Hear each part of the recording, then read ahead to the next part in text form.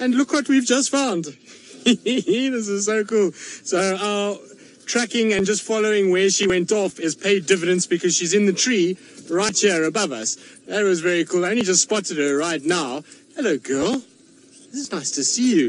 It's been a while since I've seen her, so really nice to see her. There she is, dangling with her limbs down from the tree, tail in the area as well, over the branch, and making herself as comfortable could be. So what a nice surprise to have her kind of just sitting up there. And she's a good leopard for this. She often is in trees or on termite mounds. And so basically what we did is we just off-roaded from termite mound to termite mound, following the tracks that she was leaving behind. And eventually we got to a point where I lost the tracks, but I just kind of thought, well, we'll keep going on the pathways and the termite mounds as they go.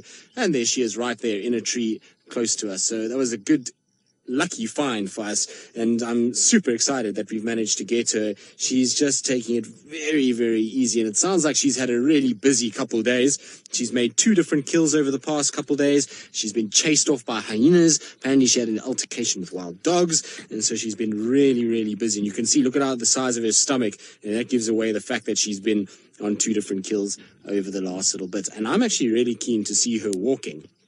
And I'll tell you why I'm keen to see her walking, is because she mated extensively with Hukumuri, and there's a possibility that maybe, just maybe, there could be signs of her even being pregnant, which would be quite amazing. Now, while we sit and kind of enjoy the fact that we've managed to find this leopard, apparently Brent has got a really interesting scene unfolding, so let's jump across to him. She is still in complete relax mode, Taylor. She's taking it as easy as possible. I think she's taken a leaf out of Tingana's book because he's been in full chill mode the last few days as well. But she's just kind of sitting in the tree taking a rest, and I think she'll come down just now and maybe start to try and look for some food. She's in a good place for hunting. It's a great little area, lots and lots of duiker and steenbok in this section. Also find lots of kudus, young kudus in here, and so it's a good area for hunting. We find a lot of our leopards have spent time in this section. I've seen both Shadow, Tandi, Hukumuri, Tingana, Tamba, Hosana, Shongile, all of them inside this block hunting before. So it's a good area and lots of potential prey animals for them to go after. It's also a nice thick block. There's a little bit of a drainage line that runs on our northern side, and so the perfect place for a leopard to hide out should it want to try and kind of hunt. So Stacey asking what is the best way to ID a leopard in a photograph. Now, Stacey, I'm going to answer your question now. I just need to answer Tax quickly. Yeah, Tax, I can hear you. If you just keep coming a little bit more to your east, you'll find me here. So I just want to try help Tax just find where I am. And the thing is with finding out an ID on a leopard, the best possible way to do it is to use sort of significant spots that are very unique and stand out. And that differs for everybody. Some people will use a certain spot that they just see immediately, and others will use other ones. But normally what we use is the spot patterns above the whiskers. If it's a frontal shot, if it's on its face, then on a side shot like this, let's say hypothetically we weren't sure who this leopard was, then you'll use any spots along the neck area, the shoulders, anything there that is kind of very unique to that cat. Throughout their body, they have different spots to other leopards, but there'll be some spots that are a little bit different. And if you take Tingana, for example, he has a smiley face on his shoulder, and maybe Taylor can show all of us the smiley face. I'm not sure if Xidulu's got anything like that. We haven't spent enough time with her to work out any little smiley faces or anything like that. Tamba has got a little heart. I think it's Tamba or Hosana, one of the two of them, has got a heart on their shoulders that somebody showed me the other day. But generally, we use their facial features is normally what we use. So the spot patterns above the whiskers or the little bars above the eye and little sort of ear markings or anything like that. But that's how you would typically ID a leopard in photos. Good. Now, our Xidulu is, I'm sure, going to wake up at some point. For now, we're just going to enjoy the fact that we have her. So she did wake up, and she stood up and just turned around and is now facing the opposite direction, and is at least slowly but surely starting to get into a sort of situation where she's looking around and checking if there's any potential signs for sort of food or anything like that. The sun is starting to go down a little bit, and it's gotten a lot cooler. There's this cool breeze that's blowing, and so maybe she's decided enough lounging about for the day. It's now time to get up and start moving around. And Although, as I say that, she gets herself a little bit more comfortable and kind of gets her feet all untangled, and it looks as though she's watching something to the north. She's quite twitchy in the way that she's looking that way, so I don't know if maybe there's something she spotted, because she got up and she was very relaxed. She was just grooming herself and taking it easy, and all of a sudden she turned around and she's looking very intently northwards at the moment, so we'll just have to see. But she is seriously a beautiful cat, and a large girl. I forget how big she is when you don't see her for a while, and she's got a bit of a different coat color to the girls that we see here. I find that she's much like Hukumuri, got a very rich gold color to it, and more gold than actually yellow, or orange, should I say, than yellow. We find that Tundi and Shadow, Tingana, they've got more kind of yellowish coats than what she does. So it's an interesting that there's a slight differences within these genetic kind of codes, but she's seriously a beautiful cat, and a good addition to this area. As much as it's sad that we're not seeing Shadow in the normal sections that we see her, this female is not a bad female to have around. She's, a young individual, which means that hopefully we should see her for the coming years, and she's an individual that hasn't even had her first litter of cubs yet, so she could potentially start thinking about having cubs, and maybe she's going to even have cubs on our side, which would be quite something. I somehow doubt it, though. I feel like if she is going to have cubs, they're going to be right in the middle of her territory, which would be around Arathusa, but it's very possible that she might even come this side. Stacey, I don't know. I haven't seen her standing up long enough to actually really double check. It was such a kind of quick thing when she turned around and lay back down that I didn't get a chance to really look. But I see she's yawning again, which might be an indication that she's going to maybe stand up and start coming down the tree and moving. But look at that. Isn't she beautiful? I think she's a fantastic cat. And like I say, we've inherited a really good individual in this area, and a bit of new genetics is not the worst thing either. But it's difficult. Once she stands up properly and we see her kind of coming down, and I can actually get a proper look at that stomach, maybe we'll be able to work out if indeed she is pregnant and maybe has little cubs. It's always very tough with leopards to work it out in the first kind of month that they're pregnant. You have a situation where they don't show very well for that first month, particularly young females when they get their first litter. Then you have a situation where they generally just have one, and they don't show until really late. It's like Tundi. We saw her kind of starting to show, and then all of a sudden she had a cub. So it just goes to show when they have the smaller litters, they don't show quite as quickly. But hopefully she'll have a big litter for us. A 2 or a 3 would be amazing. Funny enough, actually a friend of mine that lives a little bit further north of us, in Palabor, which is a part just off the edge of the Kruger National Park, he sent me some photos this week of a leopardess who's got 4 cubs. So if you're ever wondering if leopards can have 4 cubs, they can. Generally, we don't see it, and I have personally never seen 4 cubs to a leopard, but this particular leopardess has got 4 cubs, and the interesting situation about it is that leopardess is outside of the Kruger National Park in an area that's a big mine, and the mine area is wild, but it has very few other predators, so no hyena, no lions, really. I mean, there's lions that come in every now and then, but maybe that's got something to do with the reason why she's got such a big litter and is able to provide for such a large litter. It's an interesting school of thought.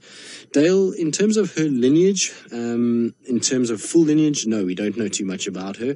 Her mother is the Ingrid Dam female, and she comes off an area on Ottawa, where Scott and Brent and myself have all driven around, and that area is very seldom utilized. It's an area where only 2 vehicles can traverse, and it's this area that's probably about 4 times the size of Djuma, to give you an idea of just how big it is. And so, she's not seen that often, and I don't think anyone actually knows who her mother is.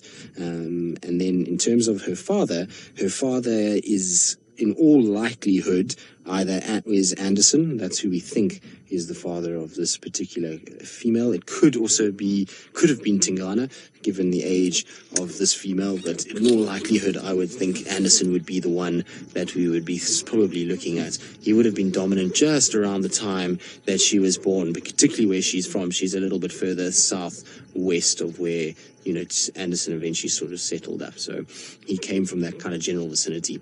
Anyway, we'll keep going with her. I'm sure she's going to start waking up. She seems a little bit more twitchy than what she was earlier. And so while we wait for her, let's send you back to the double T's and see what Tingana's up to. Well, I think she's going to come down the tree. Sorry, I was just on the radio now, just chatting to some people and making sure they know what's going on. But I think she's a situation where she's probably going to be coming down the tree fairly soon. She's kind of looking around a lot. She gets up, she stares, she comes down a little bit, gets up and stares. And you can see, look how twitchy she is. I wonder if she hasn't spotted something from up there that she thinks she's going to go and hunt now. That's what I think is going to happen. Hopefully she's going to come down, and there's a little ledge that I'm kind of hoping she's going to sit on and stay on for a little bit for us. There she comes down, and look how she disappears once she's down. Isn't that incredible? So she's going to probably scent mark there by the looks of things. There we go. See, she's scraping her back legs and scenting. So she's claiming this as her own territory. Now, we're going to have to try and keep up with her because this area is very, very dense and very, very thick. And so it's going to be tough if we don't stay right behind her. So I'm going to try and quickly just get into a situation where we're a little bit comfortable. Now, somebody else is calling me on the radio, so I'm just going to quickly answer them. Yeah, go ahead, Charles. Sorry about that, guys. I've just got to quickly let these guys know. Yeah, Ephraim, more than welcome. We are now mobile north towards this drainage line. I think the best bet is maybe just come on to Philemon's, try and find my vehicle tracks, and then just head north. So there we go. We've just tried to get somebody else into a sighting, and all I can smell is popcorn and, well, leopard urine, which is just like popcorn anyway. Good. Now we're going to try catch up with Xidulu. She's already gotten quite far ahead of us, and while we do that, let's send you back across to Taylor. It seems as though she's having a social Monday with all the other guides at Chitwa. So we're not sure what she's spotted, but she's growling, so she's not hunting. It sounds like she might have spotted another leopard because she's making these growling sounds, and she's very, very curious. And I don't know if it's kind of, at one point it almost looked like she was looking at us, but she's looking off behind us, and I'm looking around. I can't see any sign of another leopard anywhere here, but the growling is something she would not do if she's hunting. And the way that she's looking, look how she's kind of creeping along. And I don't know if she's looking at us or if she's looking at whatever it is behind us. It's difficult to make it out because she's kind of staring straight over the top of Craig and I at the moment, which I don't know, like I say, if she's kind of seeing us or if it's maybe something to do with whatever's behind where we are. But she definitely was growling at one point, and she was making quite a bit of noise, and I don't know, like I say, if she's just a little kind of curious as to what we are, or if she's not really sure of what's going on at the moment. It's interesting because her behavior is super interesting. It's almost like she's not sure of the camera, but she's kind of, I don't know what the situation is at the moment. It's very, very interesting nonetheless. We're just going to have to wait and see what she does. If she starts, look, she looks like she's starting to salivate a little bit. So I wonder if there is something behind us. Maybe, you never know, maybe Hukamuri might be around as well. This might get quite interesting, but it almost looks as though she's watching Craig and I. It's really strange.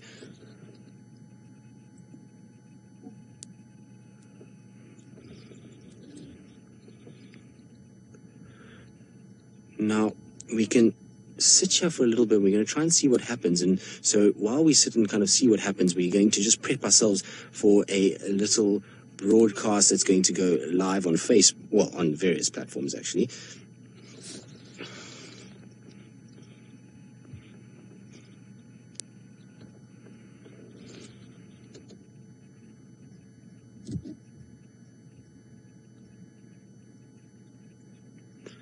Good afternoon, everybody, and welcome to a beautiful afternoon here in South Africa. We are coming to you live with one of the most amazing sights that you could possibly have. The elusive, the shy, the most difficult of the big cats to find, a beautiful leopard female who seems to be interested in something, and we just can't work out what it is at the moment. She's kind of stalking and looking, and it's almost as though she's seen something behind where we're sitting. Every now and then she lets out a bit of a growl, and so we're not sure if maybe there might be another leopard in this area. Now, I was saying that it is a live interactive safari, which means that you can ask questions and you can can do that by just posting in the comment sections below, and we'll try and answer as many as possible. Now, also, I've forgotten to introduce myself. My name is Tristan, and on camera I've got Craig, and this leopard is still very, very interested in something. And like I was saying, leopards generally, if they're hunting and stalking, they don't make noise, whereas this leopard is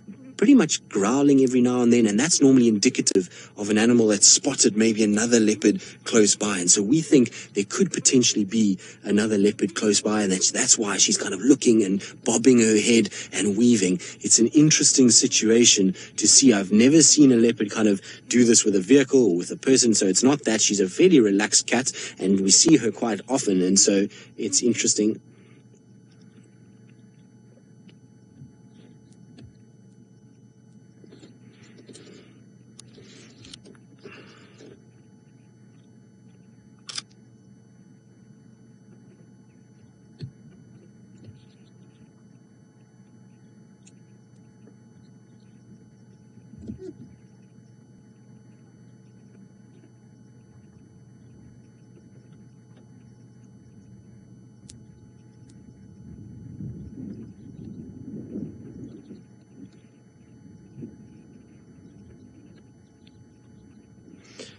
Right, now unfortunately our technical glitch has happened, and so we're not on our action broadcast anymore, and we're still with Xidulu, but she's watching us.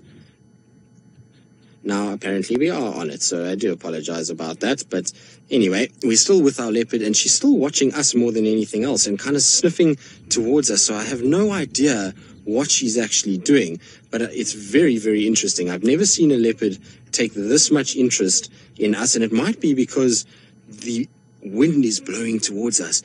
I thought for a second there was another leopard behind us, but it also could be that she's seeing her reflection in the screen or in the camera's lens, and that's maybe why she's having a little look. That's almost what it appears like, because I keep looking over my shoulder and I can't see a single thing anywhere near us, and she keeps kind of looking towards where we are. You see, she's kind of coming a little bit closer and just checking us out. Now, when I say she's a little bit closer, she's no more than about 3 meters from where she is, so she's right next to us, and she's just kind of watching us and checking what we're doing. Now, Kathleen, you asking if she would recognize her own scent. I think that's what you said, and so probably yes. I mean, she's a cat that is a territorial individual, and so she marks territory regularly in order to try and keep her territory and keep other females out, and so she'll know areas that she's marked and where she's kind of been before, and she'll know her own scent versus a leopard's, well, another leopard's scent. So it's not that she's smelling herself, she's just curious as to what we are, which is maybe because this cat hasn't spent as much time around cameras or a vehicle with a camera on it as she has normal game viewers with guests on it, and so that's maybe why she's a bit curious as to what this whole thing is and why we are kind of having it. But it's definitely that she's looking at us and not at another leopard, which is pretty interesting. I always thought at first she was spotted another cat and she was bobbing and weaving, or maybe a prey animal, but it's more that she's actually kind of watching herself in the lens of the camera, which is pretty strange.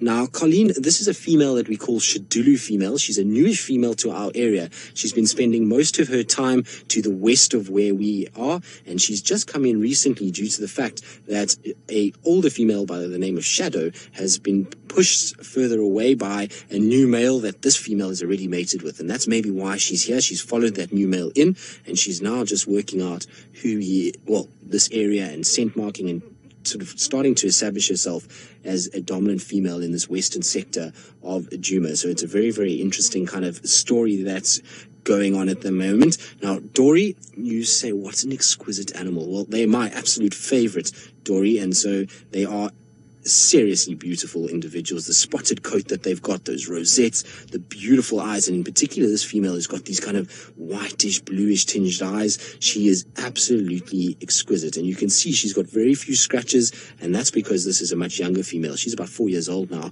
as opposed to some of the other females that we see that can sometimes be well over 12 years old, and so she's still just watching us. I don't know what the story is at the moment, but anyway, she's interested in what we're doing, and so we're going to stay with her for a little bit longer. It's been an absolute pleasure having all of you with us. Hopefully you'll carry on following us, and you can do that on Safari Live. You can just Google Safari Live and catch up with us on the various platforms. But from myself and Craig, like I say, it's been an absolute pleasure, and we'll leave you with one last look of the beautiful Xidulu.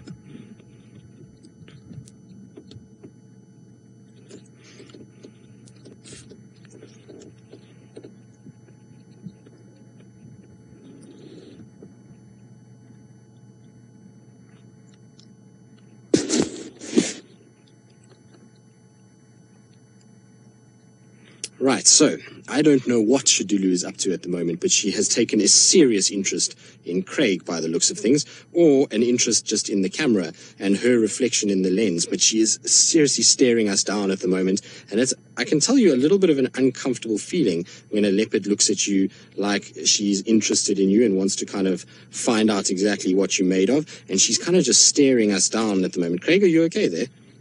Yeah, Craig's okay. So he's, I think, thoroughly enjoying the fact that he's got a leopard that's kind of locking sort of eyes with him. And she's actually watching flies that are buzzing around our car, and she's really curious as to what's going on. It's an incredible situation, and it's very seldom that you see that.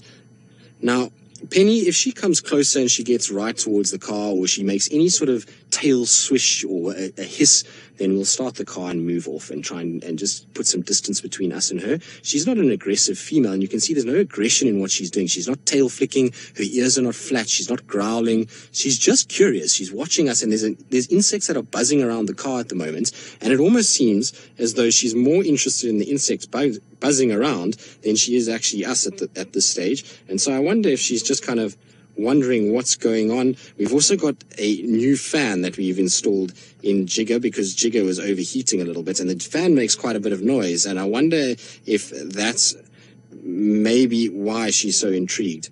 Anyway, we're going to try and stay out of her way, and we'll just probably back off a little bit now, and while we do that, let's send you back across to Brent, who's got some very intrigued animals of his own. No, not yet. She's still watching both Batman and I at this stage, and she's better. She's at least laid down now and not kind of looking so intently, but she's still watching us, and it's still pretty kind of creepy when she kind of looks at you a little bit and just stares deep at you. But seems to be fairly relaxed now. She's kind of sat down at least, which is good news, and she's not growling anymore. But honestly, I have no idea. Craig and I were discussing it. At times it looks like she was looking at us, and at other times it looks as though she was looking completely past us towards something else. You see, every now and then she kind of twitches and looks a little bit further afield. I don't know if maybe she smelt something or what the situation was, but she kind of, I don't know, maybe it's just that when she's live, she does this, because now she's looking at us again, and she wasn't just now. She was lying down completely relaxed, and it almost seems as though whenever the camera's pointed directly at her, she kind of sees her reflection by the looks of things, and then she gets interested in what's going on, or it's because the noise of the fan is for some reason checking out. But the other thing is, you can't get a better visual of a leopard. Look at how beautiful those eyes are, and how beautiful her face is. She's an exquisite animal, and while it, like I say, can be a bit nervy when she kind of stares at you, it's still a kind of humbling experience being this close to a leopard. Now, what are you watching, girl? It's almost like she's looking through us, but you can't get a better view of a leopard's eyes than that. Look at that. Now, you see how she's laid down in the grass? What are you doing, girl? Now, what I might just do is I might just kind of back off. No, she's looking past us, I'm sure of it. Craig, what do you think? Is she looking at you or looking past us? I don't know. I'm very confused by her behavior. It's the first time I've ever seen a leopard do this, and I don't know if it's looking at Craig or if it's looking at us. And like I say, normally if a leopard is very interested in you, they'll just kind of bow their head, and if she's upset, she'll have a situation where her tail would flick, her ears would go back, she would hiss at us, show her teeth if she was angry. It's more curiosity. Now, Monique, tone of my voice, maybe, I don't know. It's every time I talk, she kind of stands up and does this. So I'm not sure what it is at the moment, but she's now just watching Craig and again, kind of having a little look at what's going on. So it's really intriguing behavior, and something that I certainly have never seen from a leopard before. It is amazing to kind of watch what she's up to, and it's almost like every time she sees the camera move in any way, she kind of stands to attention again. So it's very, very interesting behavior, and one that I'm not 100% sure why she's doing it. It seems strange. I'm just trying to look behind Craig if I can see anything. But I don't see anything. We're kind of on the edge of a slope here, so it slopes down towards a drainage line, so we should be able to spot anything quite easily. If it was near where she's kind of looking and the way that she's looking, it would be a situation where you would think that we would be able to spot whatever she's looking at. But now she kind of it looks as though she's looking well past Craig again, and now down into the grass. So let's see what she gets up to. Interesting behavior, that's for sure.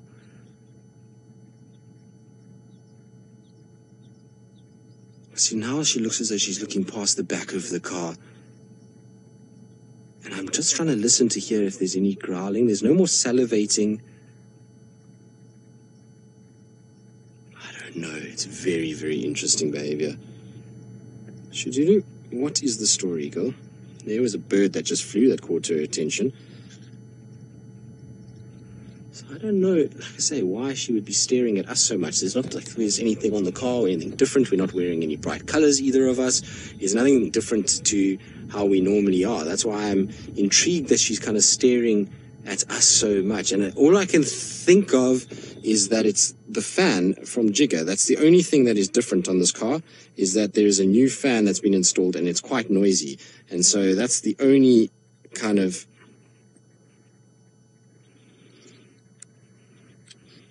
So, Ariel, you were asking if I perhaps have a snake under the car.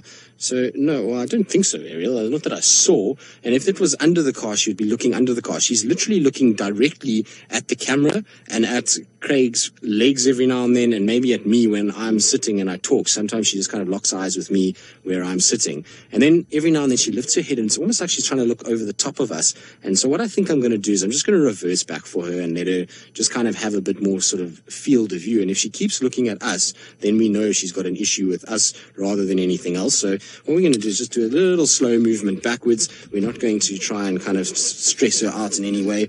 But you can see she's literally no more than 2-3 meters from the edge of the car and where Craig is sitting. So what I want to do is just slowly back away from her and just give a little bit of space, also so that I can look, because I'm trying to look over my shoulder the whole time, but I don't see anything. So if we stop here, let's see. She's now got a clear path. Let's go back a little further, Craig. There we go. She's now got an absolutely clear path from where we were parked, and you see she's still watching us. So she's intrigued by us in some reason. It's not what was behind us. It's not that we're in her way. There's plenty of space to have gone either side. I don't see anything that we parked in here. I don't know. It's just that she was, for some reason, intrigued with who we are and what we are.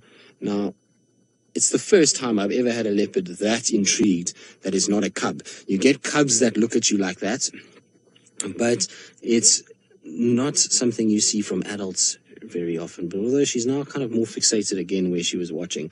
Bobby, you say you're halfway around the world and you're intimidated by that stare.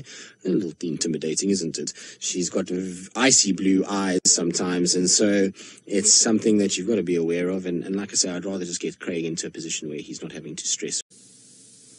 I don't know if Xidulu has spotted her dinner so much as she's still trying to kind of watch us. She's now come and sat on a log right next to my door. She's literally, I would say, I don't know, 1.5 meters from where I am. So there I am right there. You guys can see that she's literally right here. And I do not want to move too much because I'm worried if I move too much, she kind of attracts her attention. But she's, for some reason, infatuated with the sides of the car. She's also looking at all over the sides of the car, and I have no idea why. Girl, what are you doing? Are we making friends today? Are we bonding? Is that what we're doing? Is it time to bond so that next few sightings we don't have to worry about all of this nonsense? Doesn't seem like she's listening to me. Why are you not listening to me? You have to listen to me. No, I'm boring apparently. That's why she's not listening to me. But isn't this the most ridiculous sighting? I think it's amazing. It's probably been one of my highlight leopard sightings that I've had at Djuma. I thoroughly enjoyed every minute of it. I know it looks as though it's been really scary, but I've at no point felt uncomfortable with her. She doesn't give me that uncomfortable feeling. She just gives me a feeling like she's interested in what we are, what we're doing. I wonder if maybe, just maybe, the scent of Jigga is something that she hasn't. She's just kind of curious of what this car is. You see, she's sniffing at us and looking at me. Hello, girl. Oh, sorry, are we confusing you? What's wrong? This is very cool. Look at that beautiful eyes. I find she's got a beautiful tail as well, this female. She's got like a long, fluffy tail. It is very, very pretty. And it's kind of stretched out along the branch at the moment. Beautiful big rosettes all over her. And she does look extremely good, doesn't she? She's in the prime, or starting to come into the prime of her life as a young female. She's about to become as pretty and as perfect as she could be for the course of her life. So she's got very few nicks, she's in great condition, very few ticks, funnily enough, which is something that we've seen on a lot of the other leopards around here. A lot more ticks than this.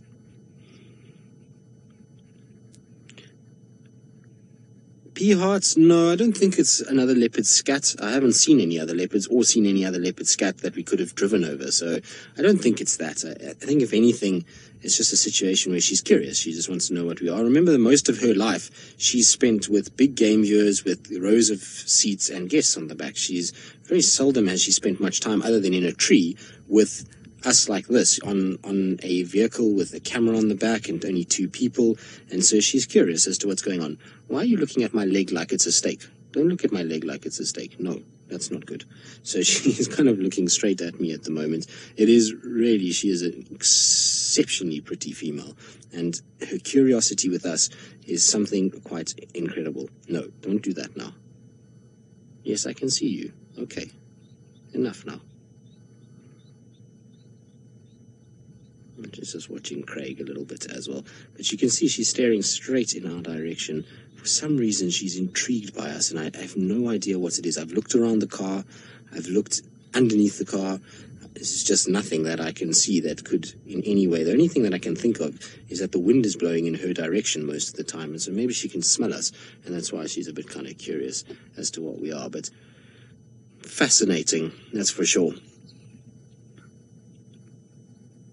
Thoroughly enjoying this. Now, I apologize about my shoulder every now and then. It's quite difficult to get out the way when she's as close as she is. And I'm hesitant to move just because she's kind of not at an aggressive way. And I don't want to make her spooked or anything like that. Or I want her to try and get over this fascination that she's got in a way that she'll just kind of look and stare and smell. And once she's happy with it, she will start to walk. Rebecca, I told her earlier that I'm not a piece of meat and I have feelings too, and she can't eat me. I've explained this to her. She knows. Now, where are you off to? No. That's not on. You're not allowed to come jump near the car. So she almost looked like she wanted to climb onto the bonnet there. And so what we're doing is just driving back so that she doesn't do that. Because as much as it's okay for her to be around the car, she's not allowed on the car. That's a no-no for any leopard, and we don't encourage any of that behavior. And I don't know if anybody has been allowing her to do that, and that's why maybe she's been doing this. But she's not allowed to go anywhere near a vehicle. She's not allowed to go jumping on it or anything like that. What are you doing? No, you can't keep coming closer. And she wants to scent mark right where we were parked. You can actually see my tire track right next to her. So let's see where she goes from here. Xidulu? No, girl. You're not allowed to be on the front of the car. Let's just see where she goes. I'm just watching her very, very carefully because, you know, if she jumps on the front of the car, it's a big problem. It's not something we want to promote. It's not something we want her to do. And so if she comes close like that, the best thing to do is just to reverse and let her go. So now she's kind of still watching. You behave yourself. So she's, sorry, Craig, she's right there behind, well, in front of the car. So I'm just watching her vicariously through Craig's lens at the moment. I think she's going to lose interest fairly shortly and move off, which is fine.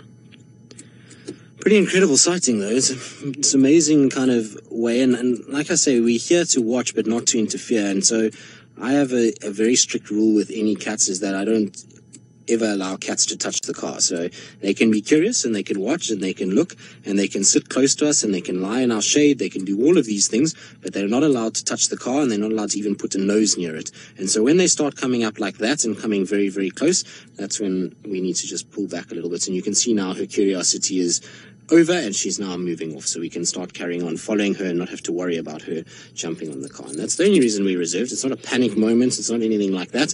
It's just to teach her that we're not something that she must get any idea of jumping on. As much as we kind of view her, she has her personal space, we have our personal space, and we keep it separate. And that's kind of lesson that we were just trying to go for there. But very, very, very cool nonetheless. Anyway, right, now I'm going to keep up with her and try and sort of see where she goes to and what she gets up to. And while I do that, let's send you back over to Brent, who's got that really interesting sighting of the early bulls still with that dead elephant.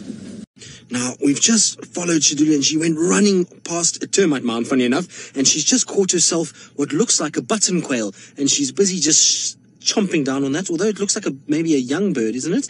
No, it is a button quail that she's managed to grab. So I know a lot of you have never seen button quails. Well, that's what they look like. Unfortunately, this is a rather mangled version of one because she's starting to eat it. But how insane is the light that we're getting on her as well? There's this kind of pinkish gold-colored light, and she's tucking into this bird, and that's only going to be a mere morsel for a leopard of this size. There's not much meat on a little button quail, but she's opportunistic, and this is why leopards are so successful, is because they'll go after anything. They can go after little quails, they'll go after things as big as baby elephants, and you might even find one trying to scavenge off that big elephant bull that is on with Brent. And so amazing to see.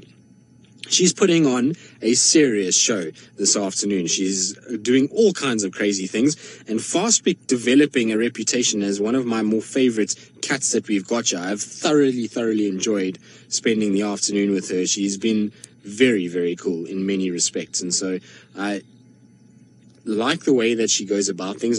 She's a very beautiful female. She's got the most amazing eyes, and, well, you know how I am. I have a soft spot for any leopard, but she's very cool. Like I say, I've had an epic afternoon with her. And you can see how she's trying to shake it to get the meat and not worry about all the wing feathers, because she's not going to get any nutrients from the wings itself. And so this is how she kind of eats them. Now, Trish, you want to know if this is the starter? Yes. So she's ordered her starter. This is her canapé before she decides to go and maybe lounge with some bubbles and a main course. So for now, she's got a situation where she's absolutely devoured that poor little bird, and that's the end of that. And so, well, I wonder how many button quails get eaten if you see how quickly she ate that, and off we go again. She's going to now carry on towards her sort of area that she wants to move to. And I'm pretty sure hunting session is not over. I'm pretty sure she is going to carry on with her hunting for the evening.